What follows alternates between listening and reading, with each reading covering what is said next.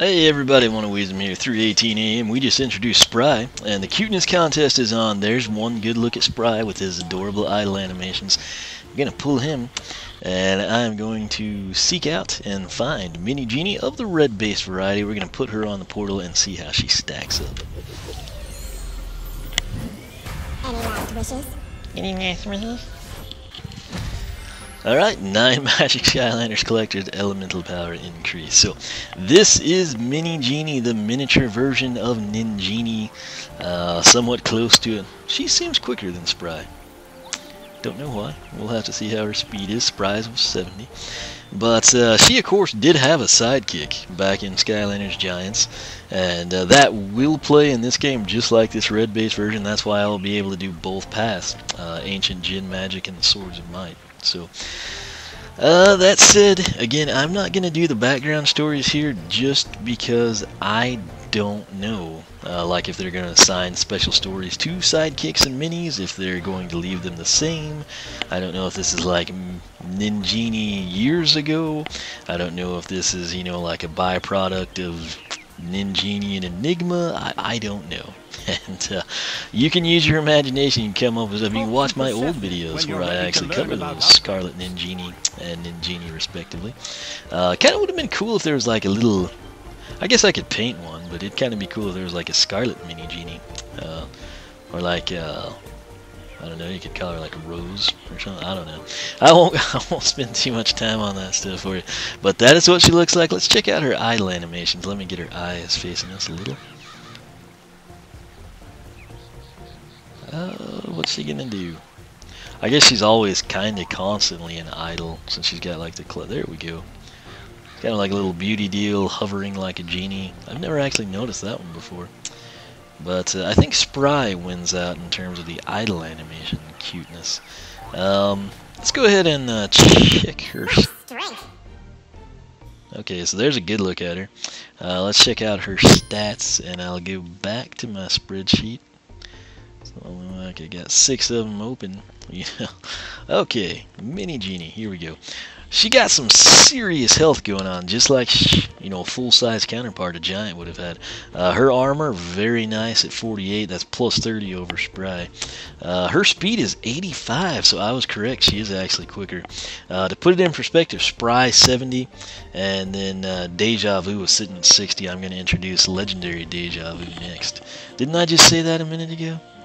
Anyway, critical hit for MiniJini is 80, and her elemental power is 60. We're going to label it 25 in my spreadsheet. So, there are her statistics. We're going to back out, take a impressive powers. Take a look at her powers. Primary attack, Wish Blades. I still think she's got some really good names here. Press X to swing dual swords for hacking and slashing enemies. Oh, dadgum. That was my fault. Up next, Bottle Blast. Press B to hide in the bottle. Press B again to blast out any magical explosion. Then these next 4 are going to be base upgrades. You've got Surrealistic Spheres. Press Y to summon magical orbs and cast them towards enemies. That, of course, is her tertiary. After that, you've got Abracadabra. Don't say I didn't warn you about these. Puntastic. Wish Blades do increase damage. Then she's got Juggling Act. Hold Y to summon 4 magical orbs and damage multiple enemies. And then we've got Bottle Rockets. While inside the bottle, press X to launch rockets.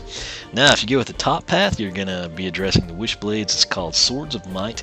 It begins with Wish Blade combos. XX hold B for Fling Blade, and XX hold Y for Enchanted Blade. I nearly said Enchilada Blade. And Flynn's not even in the room with me. Up next is Wish Blade Explosion. Hold X to charge up the sword into an explosive blast. And after that is Ultimate Wish Blade. That looks really good, in my opinion. Wish Blades do maximum damage. What maximum damage, you may ask? That's why I record each upgrade by upgrade, documenting the attack damage number for you, so you can reference and know, instead of going with a vague stereotype. Bottom path is Ancient Jin Magic. This basically addresses secondary and tertiary attacks.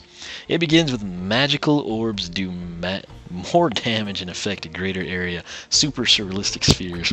Then ultimate bottle rockets launch faster, do more damage and affect a greater area. And lastly, buy a better bottle is stronger and moves faster.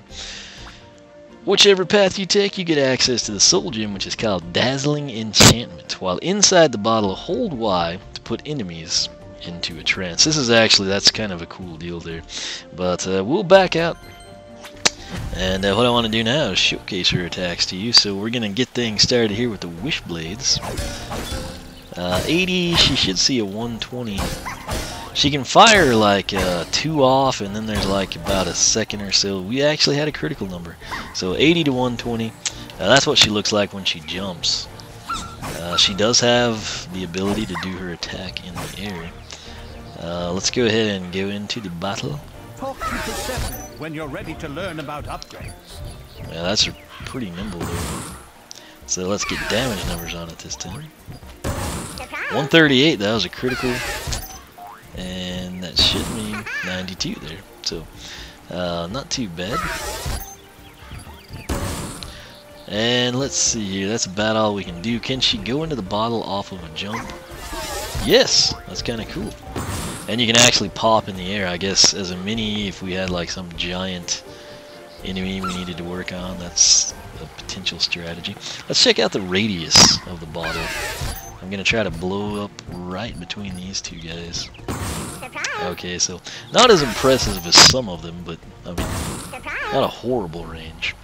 And it does increase if you take that pass. So that's it. That is MiniJini. She is cute. She's adorable. She's half this. Actually, she's way smaller. You know, like a regular mini is about half the size of a Skylander. So she's a miniature version of MiniJini, a giant.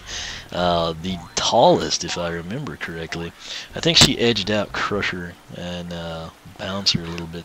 But it takes a lot of MiniJinis to stand tall up against the MiniJini. But that said, we kind of covered everything we can there for you. So I'm going to go ahead and end this. The next introduction is going to be Legendary Deja Vu. I'll also throw in the trap from her Micro Comic Fun Pack. We'll get to see what that's called. It's the Flood Flask. I mean, I don't know if it's going to be like something designated special in here or not. But that said, hopefully you enjoyed this. She should be upgraded very soon, and again I will pull my orange-based MiniJini Sidekick, and we'll go ahead and tackle it that way. I never know on her. Sometimes the name is hyphenated, like in the game, and sometimes it's not, like in the strategy guide and some other publications. So either way, I guess works. Whatever you feel like doing. I'll just leave it at that. Nobody probably cares aside from me and a few others. But that said, thanks for watching. You can follow me on Twitter, like me on Facebook, circle me on Google+, whichever you prefer. If you have not subscribed here, make sure to do that. Tons of Skylanders Trap Team content headed your way. Speaking of which, my personal site, oneofwisdom.com, is a great source for all things Skylanders. It's such a great source, it had too much information and it spilled out, and I started the Skylander Club forum.